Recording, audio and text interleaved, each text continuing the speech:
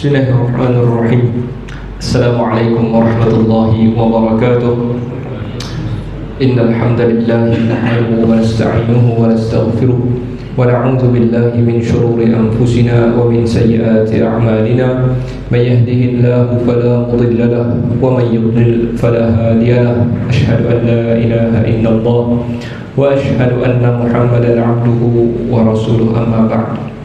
Saya muliakan Tuan Ahli Jawatan Kuasa Surau, para asatizah, tuan-tuan guru yang ada pada hari ini, seterusnya hadirin hadirat yang dirahmati Allah Subhanahu wa taala sekalian.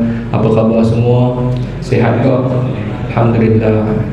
Syukur. Pertama-tama sekali, moga-moga kita semua di dalam perlindungan dan juga penjagaan dan juga limpah kurnia Allah Subhanahu wa taala. Amin ya rabbal alamin.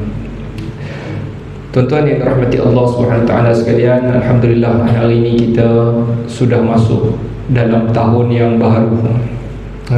Dan kita tahun baru tu Masihi lah, tuan, tahun baru Masihi.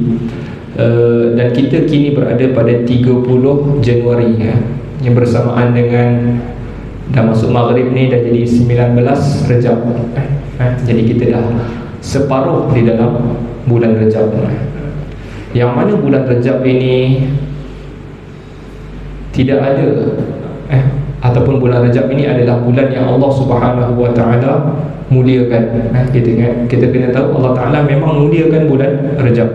Dan bila Allah Taala muliakan bulan Rejab ni, lepas dia utuskan Nabi ke? Tak. Allah Ta'ala muliakan bulan Rejab itu sejak dia ciptakan langit dan bumi. Allah ciptakan langit dan bumi ni, Allah kata inna iddatash syuhuri 'indallahi 12 syahran. Sesungguhnya bilangan bulan di sisi Allah adalah 12 bulan. Ada 12 bulan. Masa yauma khalaqas samawati wal ard, Allah dah ciptakan 12 bulan. Waktu dia ciptakan langit dan bumi ni, dia dah bagi tahu dunia ini berputar dalam 12 bulan. Minha arba'atun hurum, di antaranya ada 4 bulan haram. Dalam Quran dia tak bagi tahu dah 4 bulan tu yang mana satu, dia tak bagi tahu. Nabi SAW datang bagi tahu mana satu bulan haram. Dan salah satu bulan haram adalah bulan Rejab. Bulan Rejab adalah bulan haram, yang mana Allah Ta'ala memuliakannya dan kita dilarang untuk berperang. Tambahan daripada berperang itu, kita tak buat dosa, kita mengelakkan diri daripada melakukan benda-benda yang Allah Ta'ala murka pada bulan ini. Dan kita perbanyakkan amal pada bulan haram, antaranya bulan Rejab. Cumanya tersebar banyak di kalangan kita ini berkenaan dengan hadis-hadis kelebihan pada bulan Rejab. Yang tu tuan-tuan, hadis berkenaan bulan Rejab ini tidak ada yang sahih. Kelebihan bulan Rejab itu tidak ada, melainkan yang kita tahu bulan Rejab itu hanyalah bulan haram. Bulan haram ini disunatkan kita berpuasa, sunat untuk kita mengerjakan amal saleh. Tetapi kalau kata malam sekian ada kelebihan sekian, malam pertama Rejab ada kelebihan, siapa berpuasa 7 hari dalam bulan Rejab dapat sekian-sekian, kesemuanya sama ada dhaif. Dhaif ni tuan-tuan, serius dalam bila orang kata hadis itu dhaif. Dhaif dulu ulama kategorikan dhaif, maknanya mungkin dia itu palsu pun kategori dhaif juga. Okey, sama ada dia dhaif atau dia palsu. Jadi kita tak boleh berpegang dengan mana-mana hadis ini, sebab dia tak boleh disandarkan kepada Nabi SAW. Tak boleh. Kita nak yakin apa yang Nabi cakap, tak ada. Tak ada tentang kelebihan tertentu pada bulan Rejab, tak ada. Juga sebahagian meriwayatkan ia adalah salah satu bulan yang berlakunya Isra' dan Mi'raj juga. Mungkin pendapat ini pun kurang tepat. Jadi mungkin pendapat yang tepat dia berlaku pada bulan Rabiul Awal. Tapi tak apalah. Tak penting pun. Kalau Nabi tak beritahu bila, Allah Ta'ala tak beritahu bila, tak penting. Cuma kita tak boleh berpegang dengan benda-benda yang tidak boleh kita sandarkan kepada Nabi. Okey, jadi itu adalah sedikit sebanyak tentang bulan Rajab. Kita dah lalu ni, kita cerita dah sikit. Baik, dalam masa yang sama juga tuan-tuan, saudara-saudara kita yang berada di Filastin, hari ini dah masuk pada hari yang ke-116. Lama dah tuan-tuan perang ni. Bukan perang, ini penindasan, macam kena tindas. Walaupun dia orang lawan, tapi dia orang lawan tu dengan kadar yang sedikit sangat. Nak banding dengan tentera dan senjata yang mereka ada tu, sikit sangat yang kita balas tu. Jadi kita doakan mudah-mudahan Allah Subhanahu Wa Taala mengurniakan kebaikan keseluruhannya kepada orang-orang Filastin. Jadi orang Filastin ni satu benda lah yang benda kita tak dapat, iaitu mereka dapat mati syahid. Hidup ni tak ada apa tuan-tuan. Yang paling penting adalah kematian kita macam mana. Itu yang paling penting. Jadi Allah Ta'ala dalam kesusahan yang kita sedih apa yang dihadapi oleh mereka itu, satu benda yang kita sepatutnya rasa uri adalah mereka berpeluang untuk mati syahid. Mereka mati syahid. Dan selain daripada itu juga kita doakan di samping mereka juga dapat syahid, kita harap dengan penghabisan perang ini, kita harapkan mereka dapat apabila dia dapat liputan meluas kali ini, perang Israel Gaza ini mendapat liputan yang paling luas dalam sejarah. Sebelum ni tak macam ni. Kali ni memang dapat liputan. Jadi semua orang masuk campur, semua orang nak selesaikan masalah. Dan kita harap Filastin dapat satu penyelesaian jangka masa panjang yang mudah-mudahan mereka akan hidup dengan lebih aman. Tak ada cara lain lah melainkan kena bahagi dua lah. Itu je, bahagi dua kan. Filastin dapat tanah Filastin, dia orang dapat tanah dia orang. Tapi mungkin dia orang takkan setuju punya tapi mudah-mudahan itu adalah penyelesaiannya lah. Satu benda lagi yang boleh kita belajar antara apa yang berlaku di Filastin ni tuan-tuan, apabila musibah ini menimpa dia orang, kita dapat banyak video kadang-kadang. Dulu lah kan, hari ni mungkin tuan-tuan dah tak tengok dah. Hari ni dah tak tengok dah, boring dah kan. Tapi kalau kita tengok dulu kan, mereka apabila ditimpa musibah kepada mereka tu, mereka ni kita nampak dia tak pernah komplain. Betul, dia tak pernah komplain. Sampai dia kata Alhamdulillah, Alhamdulillah anak aku syahid, Alhamdulillah anak mati, Alhamdulillah kan dia cakap. Inna lillahi wa inna ilaihi raji'un kan. Jadi dia berdoa. Maksudnya dia orang ni kita tak nampak komplain. Jadi kita rasa hebat mereka ni. Kalau nak banding dengan kita ni kan, kita Allah Ta'ala bagi macam-macam kan? Bagi rezeki, bagi kenderaan, bagi rumah, bagi aman, semua kita ada. Tapi komplain je kita ni kan. Tambah-tambah orang yang macam-macam ni lah kan, yang banyak kerja ke, ui saya sibuk betul, inilah itulah, komplain dia kan hidup dia tentang sedangkan hidup dia jauh kan. Kalau kita nak banding kehidupan dia dengan orang Palestin mungkin kali 1000 kan, 1000 kali lebih baik daripada orang di sana, tapi hidupnya penuh dengan komplain. Itu lambang orang yang tidak rela ataupun tidak bersyukur dengan Allah Subhanahu Wa Taala. Jadi apa yang boleh kita belajar daripada orang Palestin adalah mereka tidak komplain. Itu tanda syukur kita kepada Allah Subhanahu Wa Taala. Baik, tuan-tuan yang dirahmati Allah, jadi hari ini kita nak bincang sikit lah berkenaan dengan masa. Jadi apa nak cerita hari ini, saya pun ceritalah pasal masa sikit. Apa yang saya boleh kutip poin ni untuk tuan-tuan puan-puan dengar. Baik, masa sebelum daripada itu saya start dengan firman Allah Subhanahu Wa Taala di dalam surah Al-Ankabut. Allah Subhanahu Wa Taala berfirman, "Wa ma hadhil hayatud dunya illa lahwun wa la'ib wa inna ad-daral akhirata lahiyal hayawan law kanu ya'lamun." Dan tidaklah kehidupan di dunia ini. Jadi apabila kita sebut pasal masa, kita tak mungkin cerita tentang masa kita di akhirat sana, tak kan? Tak ceritalah pasal kehidupan masa kita di syurga, tak. Kita bila cerita pasal masa kehidupan kita di dunia ni lah yang kita nak bincangkan. Jadi Allah SWT sebut dalam surah Al-Ankabut, dia kata tidaklah kehidupan di dunia ini, wa ma hadhil hayatud dunya illa lahwun wa la'ib, melainkan adalah hiburan dan juga permainan. Hiburan dan permainan. Dan sesungguhnya kehidupan yang sebenar, sesungguhnya kehidupan akhirat itu, akhirat maksudnya kemudian, kehidupan yang kemudian itu la hayawan, adalah sebenar-benar kehidupan. Lau kanu ya'lamun, kalaulah mereka itu tahu. Jadi macam mana kita nak memahami ayat ni? Kita boleh memahami ayat ini, ia umpama kehidupan kita di bumi ini macam panggung wayang, macam movie. Director bagi kita, semua kita ni orang biasa, tetapi director bagi, engkau jadi Gajo.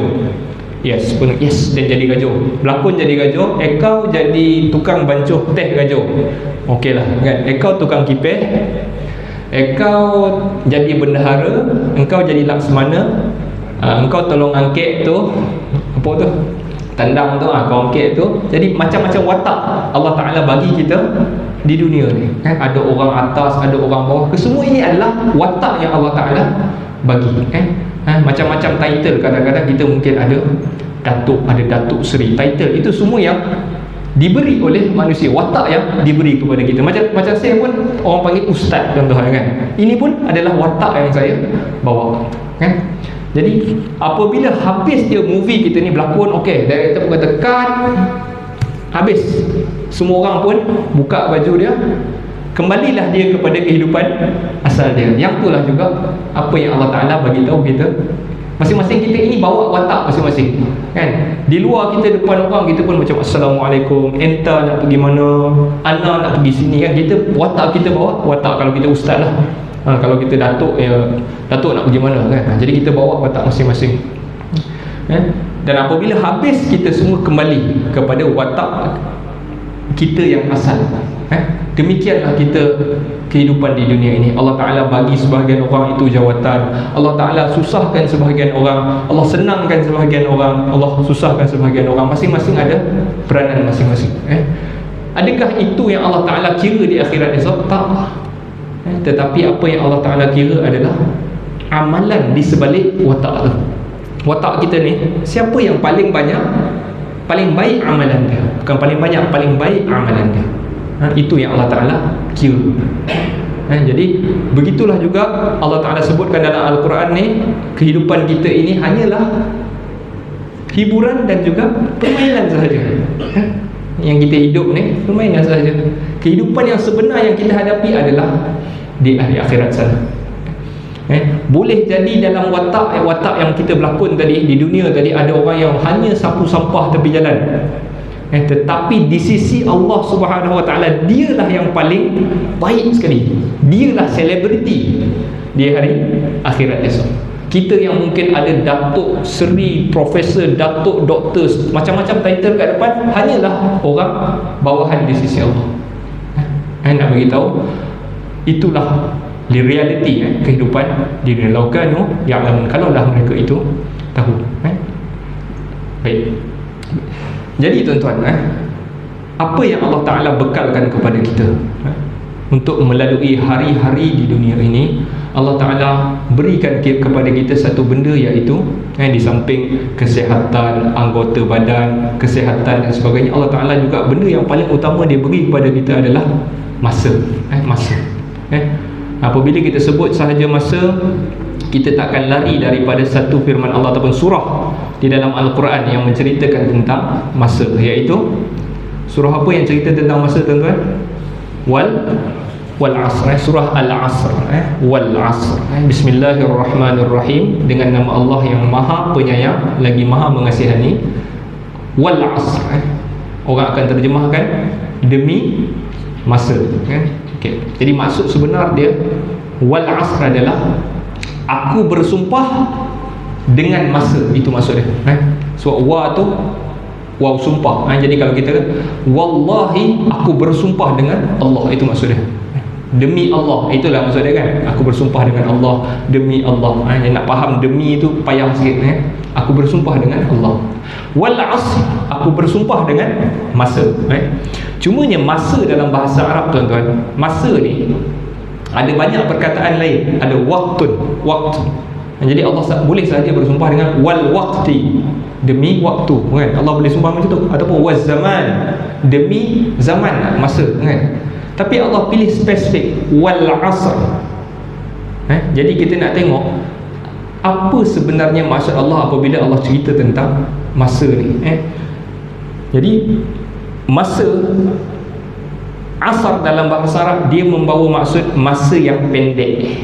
Di antara dua waktu yang pendek itu kita panggil asar. Asar. Baik. Ia juga berkongsi dengan perkataan asara. Asara ni dalam bahasa Arab kalau kita sebut asara ghasilan, maksud dia perah. Kita asara fakihatan, kita perah buah. Kita perah buah. Buah tu tuan-tuan, dalam air dalam buah tu banyak ke? Kalau kita perah banyak tak? Tak banyak mana kan? Kita potong buah limau tu kita perah banyak ke? Sikit kan? Jadi seolah-olah Allah Ta'ala bagi gambaran kepada kita demi masa yang tak berapa ni. Itu maksud dia, masa yang tak banyak. Asar maksud dia kalau kita perah jus buah oren tu, kita perah dia, perahan itu kita panggil asir adalah jus. Jadi hasil perahan itu kita panggil jus. Jadi asara wal as maksud dia masa yang diperah. Masa yang diperah maksudnya banyak ke tuan-tuan? Dia macam satu kain lombak kan, kita basahkan kain tu, banyak mana yang air yang pada kain itu, banyak tu lah umur kita. So kita dah perah sikit, banyak ke air tu? Tak banyak. Tak banyak. Okey. Jadi kita boleh faham Allah Ta'ala bersumpah wal asr, aku bersumpah dengan masa yang tak berapa banyak. Itu maksudnya, masa yang tak banyak, yang sikit wal asr. Jadi kita nak tengok apa yang Allah Ta'ala cerita lagi. Allah Ta'ala sebut tak lepas daripada wal asr, Allah sebut apa? Innal insana lafi khusr. Sesungguhnya manusia, al-insan maksud dia manusia. Siapa manusia ni? Semua sekali. Semua manusia. Allah buat satu statement yang tajam. Sesungguhnya manusia lafi khusr. La tu lam taukid, benar-benar fi, dalam, benar-benar dalam khusr, benar-benar dalam kerugian. Khusr. Baik. Jadi kerugian setiap orang sama lah? Tak sama. Tak sama. Khusrin kalau kita tengok ejaan dalam Al-Quran, innal insana lafi khusrin. Sebenarnya tapi kita matikan sebab berhenti kan, lafi khusr, kita akan matikan. Tapi kalau kita tengok ayat khusrin, jadi khusrin bila tanwin dalam bahasa Arab dia boleh membawa beberapa maksud. Satu maksudnya takmim. Takmim maksudnya semua orang akan berada dalam apa-apa jenis kerugian. Apa-apa jenis kerugian, semua orang itu akan ada rugi. Setiap Allah bersumpah demi masa, semua kita ini rugi. Rugi. So mungkin tapi kerugian itu sama ke? Mungkin tak sama lah.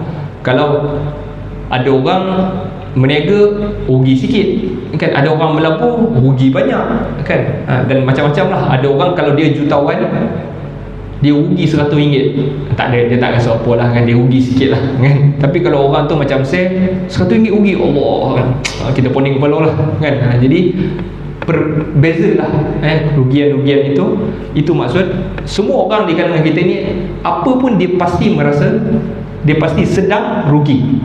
Sedang rugi, macam mana pun dia akan rugi. Tetapi ada tak yang tak rugi? Allah sambung lagi, illal ladzina amanu, kecuali sebelum daripada tu rugi ni dalam bahasa Arab kita boleh faham rugi. Yang kedua kita boleh faham orang yang sedang ditipu. Khusr, ditipu. Khusr tu perkataan yang sama tu boleh faham orang yang sedang ditipu.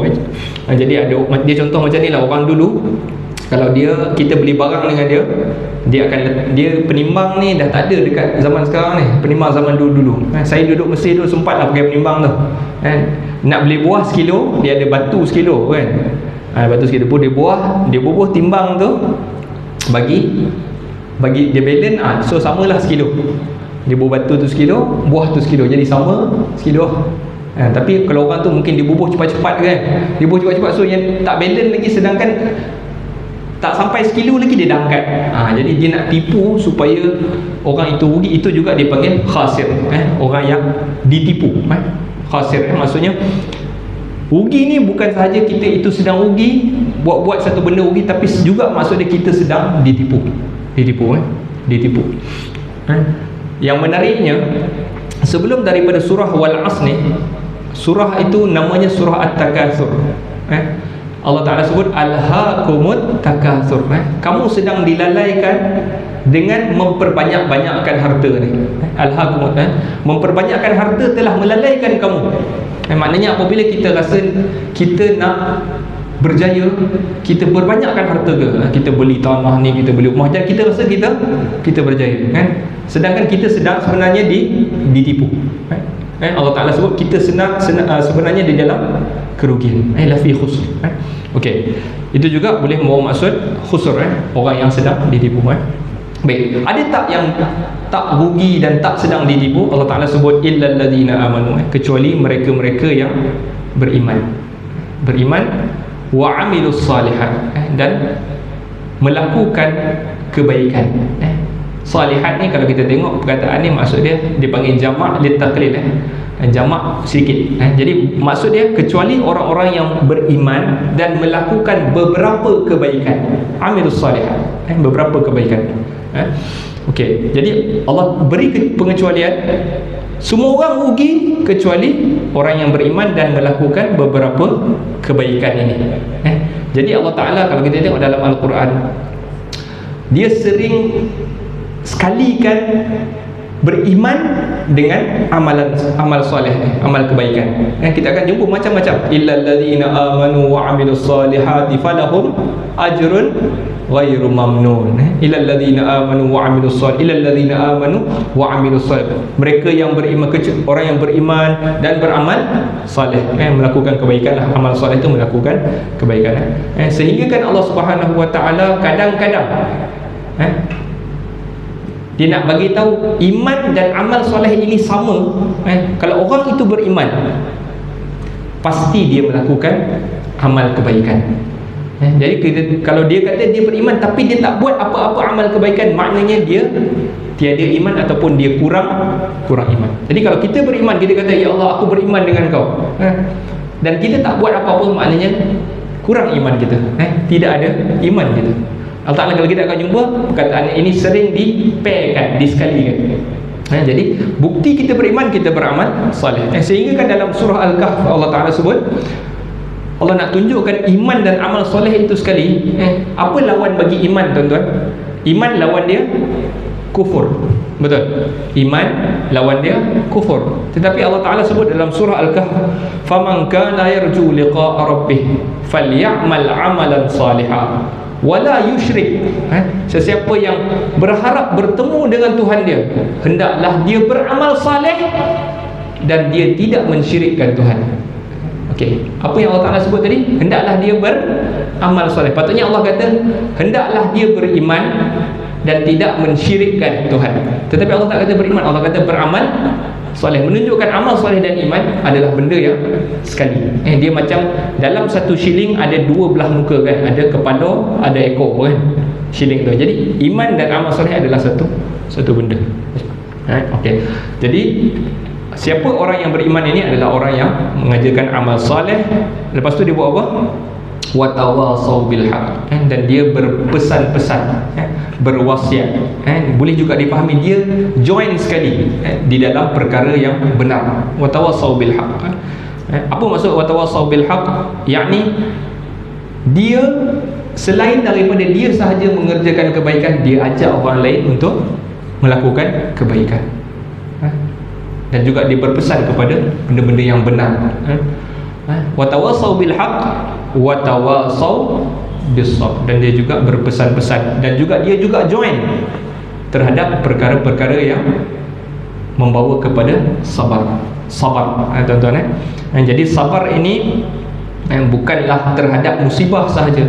Kan kalau berlaku musibah, sabarlah, nak buat apa, kan? Sabarlah, kan? Tapi bila kita ditimpa musibah, kita diuji, tuan-tuan. Jadi Allah nak tengok apabila kita diuji itu, termasuklah pesan ini untuk diri saya sekali, inna sabra, sesungguhnya sabar itu inda sadamatil ula, kata Nabi. Sabar itu adalah pada hentakan yang pertama tu. Kena je, apa kita punya respon? Ada kata, ya Allah, apa ni? No. Sabar. Inna lillahi wa inna ilaihi raji'un. Jadi kita berpesan suruh orang sabar, jangan respon melainkan apa Allah Ta'ala redha sahaja. Sabarkan orang. Okey. Jadi bukan sahaja terhadap benda-benda yang musibah, juga sabar terhadap godaan, kan? Bukan orang muda je ada godaan ni, orang tua pun ada, masing-masing ada godaan, kan? Muda ada godaan, orang tua pun ada godaan. Kan orang muda suka dengan harta, orang tua pun suka dengan harta sama. Nabi SAW bagi tahu realiti ni, laukana libni adama wadiyan min malin, kalaulah anak Adam itu ada dua lembah daripada harta, bukan dua kawah, dua lembah. Lembah besar mana?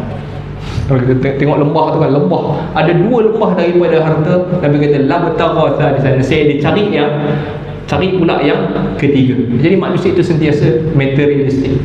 Jadi kita berpesan-pesan terhadap sabar terhadap godaan, benda-benda yang menjauhkan kita daripada agama ini. Okey, yang itulah benda yang saya nak pesan hari ini berkenaan dengan masa, tuan-tuan. Baik, satu benda lagi berkenaan dengan masa ni. Apabila menjelang akhir zaman, masa tu sama sebenarnya, tuan-tuan. Zaman kita ini masanya sama 24 jam. Zaman Nabi pun 24 jam. Tetapi apabila zaman itu makin dekat dengan akhir, Nabi SAW sebut, Nabi beritahu, kalau dalam hadis yang diriwayatkan Imam Ahmad daripada Abu Hurairah, Nabi kata la taqumus sa'ah hatta yataqarabaz zaman. Kiamat ini takkan berlaku sehinggalah masa itu menjadi dekat. Masa sama 24 jam, tapi kita akan rasa dia jadi dekat sangat. Fatakuna sanatu kasyahr. Setahun akan jadi macam sebulan. 2024 lah, baru itu 2023 macam sebulan. Kita rasa makin sekejap kan. Fatakuna sanah kasyahr wa yakuna syahru kal jumu'ah, dan sebulan akan jadi macam seminggu, macam sejumaat. Nabi kata sebulan macam satu Jumaat, maknanya seminggu lah. Wa takunal jumu'atu kal yawm, dan seminggu itu jadi macam sehari. Wa yakunal yawmu kasa'ah, dan sehari itu macam sejam. Dah malam. Macam baru siang tadi dah jadi malam dah. Wa takuna as-sa'atu kahtiraqis sa'afah, dan sejam itu macam umpama terbakarnya pelepah. Pelepah tamar, kalau kita bakar lama, pelepah koring ni, macam pokok inilah pokok kelapa kan, yang koring tu kita bakar lama ke? Sekejap kan? Nabi kata sejam tu macam terbakarnya pelepah kurma tu.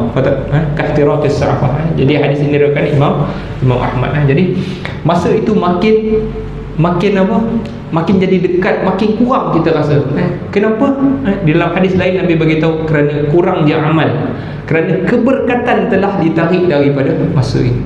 Apabila manusia kurang beramal, kurangnya doa, kurangnya berzikir, kurangnya beramal soleh, membantu orang, kerja-kerja ni kurang, masa tu jadi makin pendek, jadi macam dekat. Masa sama, tapi kita rasa memang sekejap.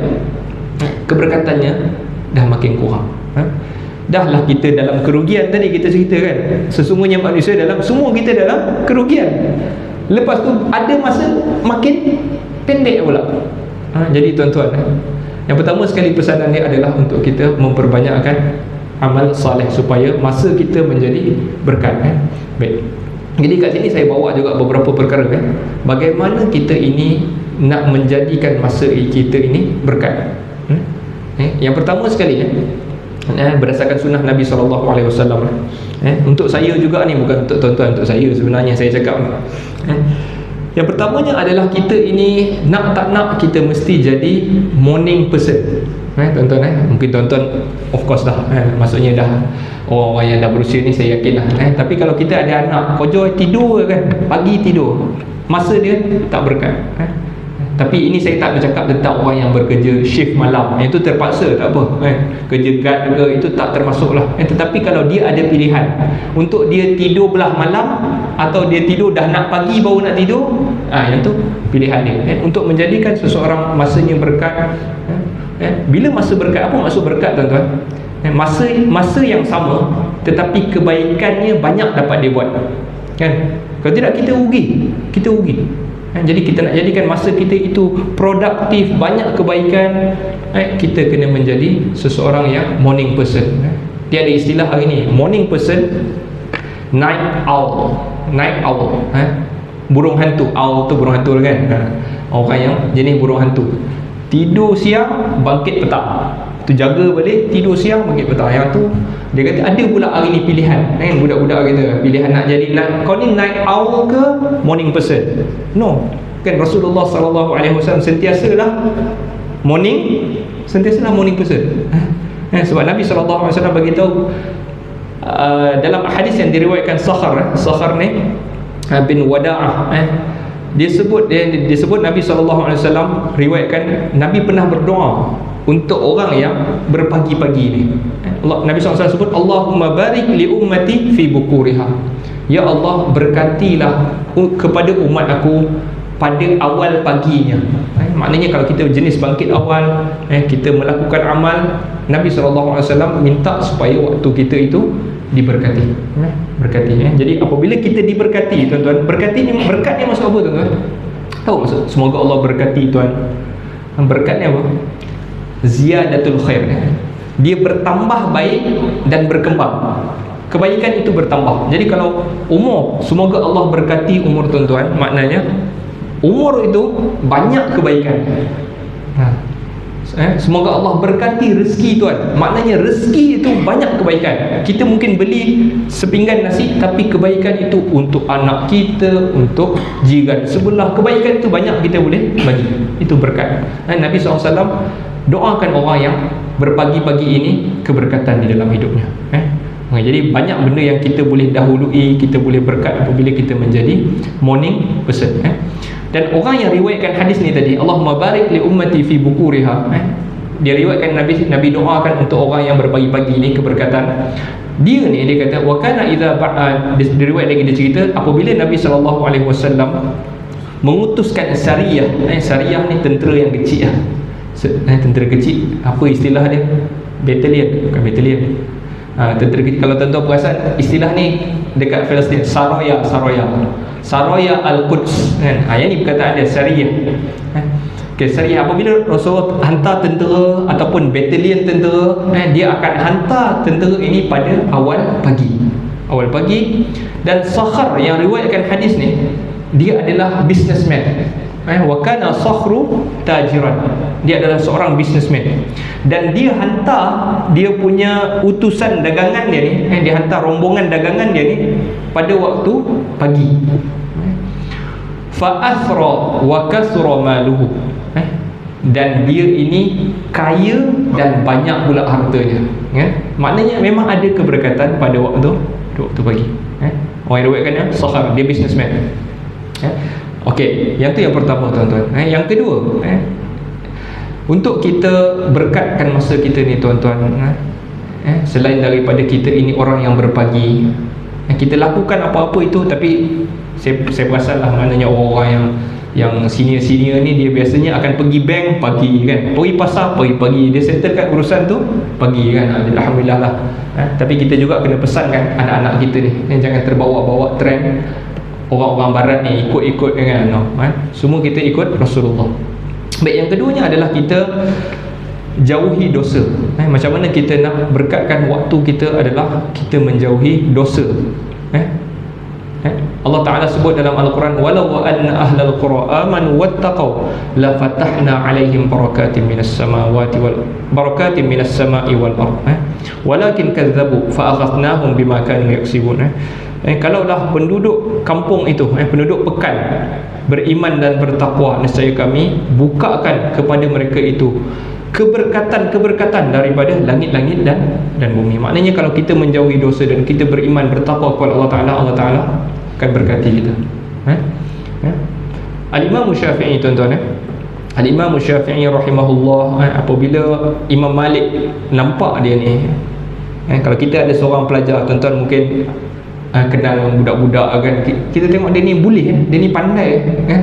Imam Malik dia nampak Imam Syafi'i, dia kata inni arallah ta'ala qad alqa ala qalbika nura. Sesungguhnya aku melihat, maksudnya dia dapat rasa lah, aku dapat rasa Allah Ta'ala telah campakkan pada jantung engkau ini wahai Syafi'i nura, cahaya. Maknanya kau ni boleh, bagi apa boleh lancar, suruh ni boleh, suruh ni boleh. Maksudnya pandai kau ni. Fala tutfi'hu bizulmatil maksiyah. Jangan kau padamkan nur ini tadi dengan kezaliman maksiat. Jadi membuat dosa akan menutup keberkatan hidup kita. Jauhi dosa. Baik, yang ketiganya tuan-tuan, kita spend masa dengan keluarga. Nombor 3 adalah kita cuba spend masa dengan keluarga kita. Tapi tuan-tuan ni kalau ada anak-anak tu mungkin boleh bagi tahulah. Maknanya kita ni macam saya lah, umur-umur saya ni kan tuan-tuan, anak-anak tuan-tuan ni macam umur-umur saya lah kan. Ada kita kadang-kadang kita pergi bercuti boleh kan, kita bercuti boleh kan, jalan ni, tapi balik kampung kita malas. Jadi pesan untuk mendapat keberkatan, kita spend masa dengan keluarga. Kita pun samalah, jangan kita suruh anak kita tu nak pergi saudara belas ni kita dah malas. Itu tak boleh. Kita pun kena spend masa dengan keluarga kita.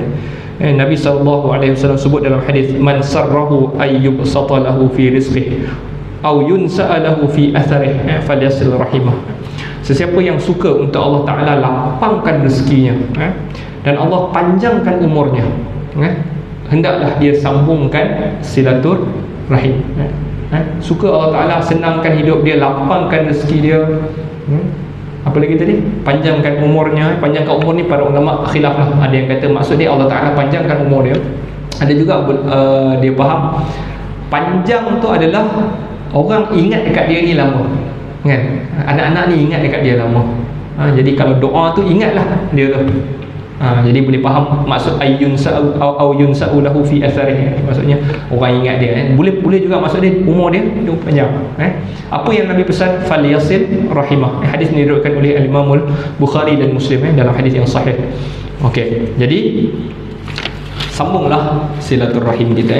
Silaturahim juga kita kena faham, silaturahim kawan-kawan bukan silaturahim tuan-tuan. Kita selalu bersilaturahim dengan kawan-kawan, kawan-kawan bukan silaturahim. Silaturahim maksud dia adalah kaitan rahim, hubungan rahim. Silah tu hubungan, rahim tu rahim. Maksudnya dia ada keturunan daripada satu mak. Jadi mungkin adik-beradik dia, saudara seneneknya, itu adalah silaturahim. Tapi kalau kita nak kira semua kita daripada Hawa kan, Adam dan Hawa semua kan, jadi nak kira tak boleh lah kan, jauh sangat kan. Tapi yang kita nak faham ni adalah orang yang dekat di kalangan kita. Okay, jadi kita jaga yang kita punya tu dulu. Seterusnya tuan-tuan, untuk kita juga menjadikan masa kita ini berkat, hendaklah kita ini bersyukur. Benda yang kadang-kadang kita tak perasan. Kadang-kadang bila ada nikmat sikit kita pun jaranglah nak sebut alhamdulillah. Syukur alhamdulillah. Di samping syukur ni dengan lidah, ia juga dengan hati kita. Kita kalau kita rasa mesti dia ni dapat, dan bila nak dapat, kita tak rasa apa yang kita ada itu cukup. Kita rasa orang asyik dia yang dapat, dan tak dapat. Asyik ni jadi itu maknanya kita masih tidak bersyukur.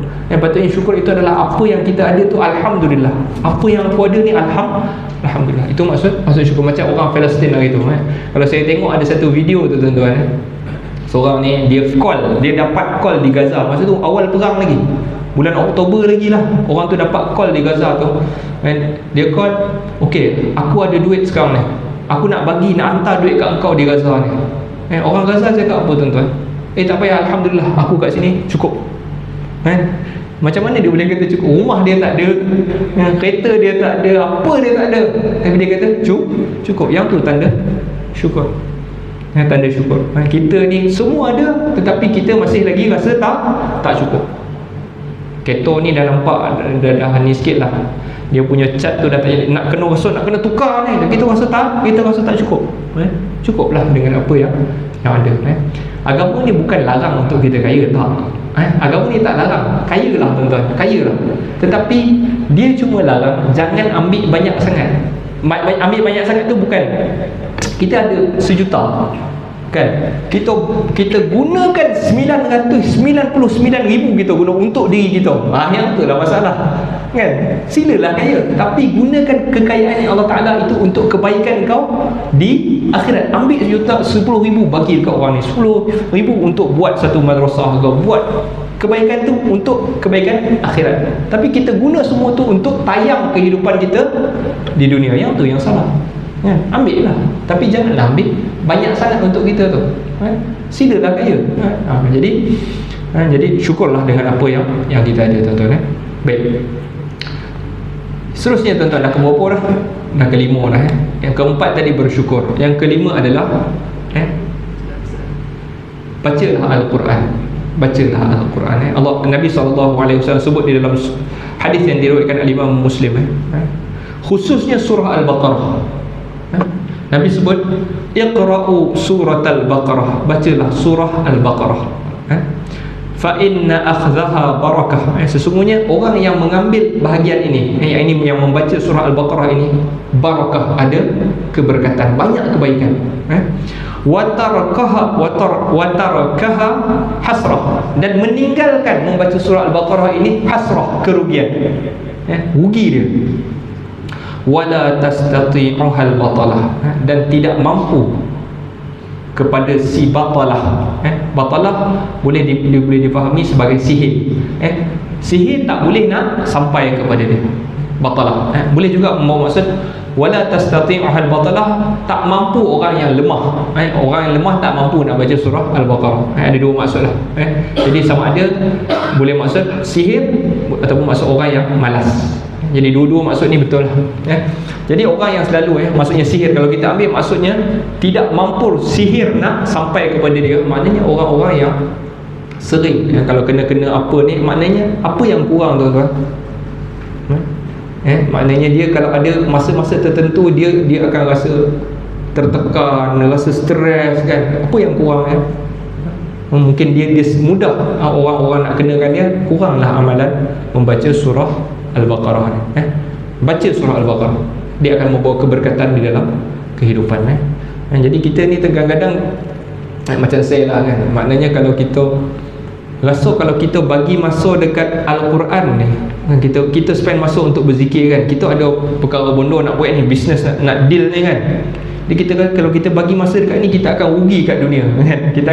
Kita akan kehilangan dunia kan? Sedangkan kalau kita amal, Allah Ta'ala tambahkan masa kita untuk buat benda lain.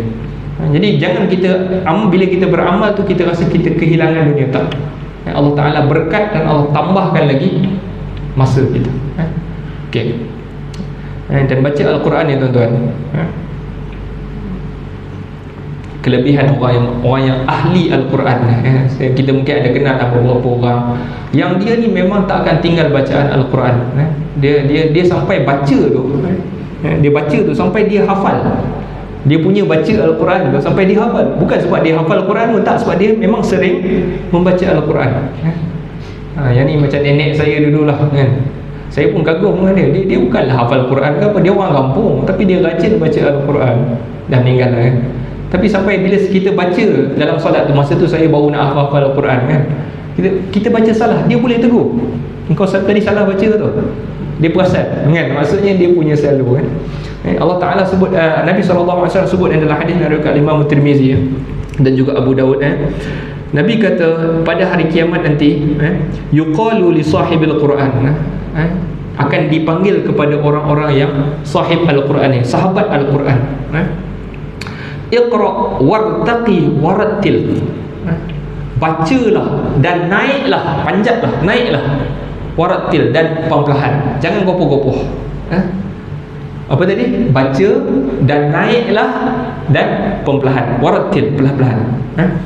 Kama kunta turattilu fid dunya, seperti mana engkau membaca Al-Quran itu secara tartil, yakni perlahan-lahan di dunia. Fa inna manzilaka 'inda akhir ayatin taqra'uha, sesungguhnya kedudukan engkau, yakni kedudukan engkau di dalam syurga, inda akhir ayatin taqra'uha, pada ayat yang terakhir engkau baca. Jadi daripada hadis ni kita boleh nampak kedudukan seseorang itu, amalan seseorang itu, bacaan Al-Qurannya membezakan kedudukan dia di dalam syurga. Syurga itu ada tingkat-tingkatnya, dan berapa banyak tingkat syurga ini? Ribulah tingkat syurga ini. Tentulah tak sama orang yang terlebih subhanallah dia 10 kali dengan orang yang kurang subhanallah dia 10 kali. Apatah lagi orang yang membaca Al-Quran. Jadi ayat Al-Quran ada 6,236 ayat. Jadi orang yang membaca Al-Quran itu kedudukan dia yang terakhir sekali pada ayat yang terakhir dia baca. Jadi amalan itu membezakan kedudukan kita. Tuan-tuan baca Al-Quran. Saya pesan ni pun, saya juga pesan kepada diri saya, sebab saya ni kadang-kadang bila buka Quran tu nak cari dalil kan. Apa dalil saya juga yang tu itu tak dikira baca Quran. Baca Quran ni orang yang memang baca dan cuba memahami, cuba memahami. Itu adalah orang yang sahib Al-Quran. Nombor 6 tuan-tuan, saya ambilkan sikit lah tuan, Kang Azan. Rutinkan zikir. Nabi SAW, saya cerita ni, saya bagi poin, saya tu bagi hadis lah. Takut lambat pula. Tak lupa baca Quran, rutinkan zikir. Nabi SAW apabila perjalanan menuju ke Mekah, dia lalu pada suatu gunung ataupun bukit jabal, yuqalu lahu Jumdan. Dia lalu pada Jumdan, satu bukit yang dinamakan dengan Jumdan. Kenapa Jumdan ni maknanya satu bukit yang orang tak peduli lah kan. Dia laluan nak ke Mekah daripada Madinah kan, ada lalu satu bukit Jumdan, orang tak peduli ada ni sebab dia duduk tengah-tengah. Lalu Nabi kata, siru hadza Jumdan, jalanlah ini Jumdan, gunung ini, sabaqal mufarridun. Lalu Nabi kata telah mendahului orang-orang yang bersendiri. Lalu ditanya kepada Rasulullah, wamal mufarridun, apa maksud orang yang bersendiri ini? Lalu Nabi SAW kata, az-zakirunallaha katsira wadz-zakirat, orang-orang yang mengingati Allah banyak, dan juga perempuan-perempuan yang mengingati Allah. Hadis yang diriwayatkan Imam Muslim. Jadi apa kaitan dia dengan gunung ni tadi? Gunung ni dia duduk seorang-seorang. Begitulah orang yang berzikir kepada Allah. Kadang-kadang dia di kalangan manusia, tetapi hati dia ingat Allah. Walaupun dia ramai orang, tapi dia bersendiri mengingati Allah Subhanahu. Alhamdulillah kan, dia sebut orang-orang yang macam ni, dia macam gunung Jumdan tadi. Nabi kata telah mendahului orang-orang yang mufarrid, orang-orang ni macam gunung Jumdan ni tadi, orang yang bersendiri. Walaupun dia di kalangan manusia, dan dia juga waktu seorang-seorang dia banyak bersendiri mengingati Allah. Dia mendahului di dalam amalan. Baik, itu adalah zikir. Jadi jangan kita sia-siakan masa kita, melainkan kita penuhilah dia dengan zikir. Mungkinlah adalah masa untuk bersosial, tapi kita kena kaji balik hari-hari kita itu, banyaknya bersosial ke, banyaknya bergurau senda ke, berapa banyak mengingati kita Allah Subhanahu Wa Taala. Kita mengingati Allah Subhanahu Wa Taala. Baik, seterusnya tuan-tuan, dan yang terakhir, poin yang terakhir, benda yang penting untuk kita jadikan hidup kita berkat adalah berkawanlah dengan orang-orang yang soleh, dan juga dia ini produktif. Nabi Allah SWT berfirman, wasbir nafsaka, dalam suratul Kahf, wasbir nafsaka ma'al ladina yad'una rabbahum bil ghadati wal 'ashi yuriduna wajhah. Dan sabarlah diri engkau itu bersama mereka-mereka yang menyeru Tuhannya di waktu pagi dan petang, yuriduna wajhah, yang mengharapkan keredaan Tuhannya. Wala ta'du 'ainaka 'anhum, jangan engkau palingkan mata engkau itu daripada mereka, turidu zinatal hayatid dunya, sebab engkau mahukan perhiasan dunia. Baik, maksud dia apa tuan-tuan? Maksud dia, kita ni mungkin ada orang-orang yang kita tahulah di kalangan sahabat kita ini ada orang yang sering mengingatkan kita tentang Allah Subhanahu Wa Taala kan, tapi kita rasa annoying duduk dengan dia kan. Sikit-sikit jangan haram kan, kita tak berapa gemar kan. Sikit-sikit nak cakap pasal Rasulullah, kita rasa macam Allah bagi tahu kepada Nabi SAW, wasbir nafsak, sabar dengan orang-orang ni, duduk dengan dia, sabar. Jadi kita juga kena cari kawan-kawan yang walaupun kita annoying tahu annoying ni apa? Kita macam eleh kau ni. Kita rasa annoying dengan eleh kau nak. Tapi sabar. Wasbir nafsaka ma'al ladina yad'un. Sabar dengan orang ni sebab dia membawa kita kepada Allah Subhanahu Wa Taala. Dan Allah juga pesan, jangan kau pusing mata engkau daripada, palingkan daripada mereka ini, cari kawan-kawan yang sibuk cerita dunia kan. Allah tak bagi. Sibuk kita kan, aku tanah baru beli ni kat sini ni, aku nak buat ni lah kan. Okey lah kan, kalau kebaikan tak ada masalah, tapi itu je hidupnya. Yang tu Allah larang Nabi daripada palingkan pandangan daripada orang-orang yang soleh ni tadi. Jadi itu antara benda-benda yang boleh kita lakukan untuk kita menjadikan waktu itu begitu berkat, dan amalan itu dapat diperbanyakkan. Wallahu ta'ala alam. Ada soalan tuan-tuan? Ada? Jadi saya berhenti dulu di sini. Nasallallahu ta'ala yanfa'na bima sami'na wa yaj'alana hudatan muhtadin. Allahumma arham mautana washfi mardana wa'afi mubtalana waj'al akhiratana khairan min dunyana. Allahumma ansur ikhwanana al-muslimin al-mustad'afin fi Filastin. Allahumma kun lahum 'aunan wa nasira. Rabbana atina fid dunya hasanah wa fil akhirati hasanah wa qina adzabannar. Sallallahu ala sayyidina Muhammad wa ala alihi wa sahbihi wa sallam. Alhamdulillahi rabbil alamin. Boleh azan juga tuan-tuan. Azan tak apa.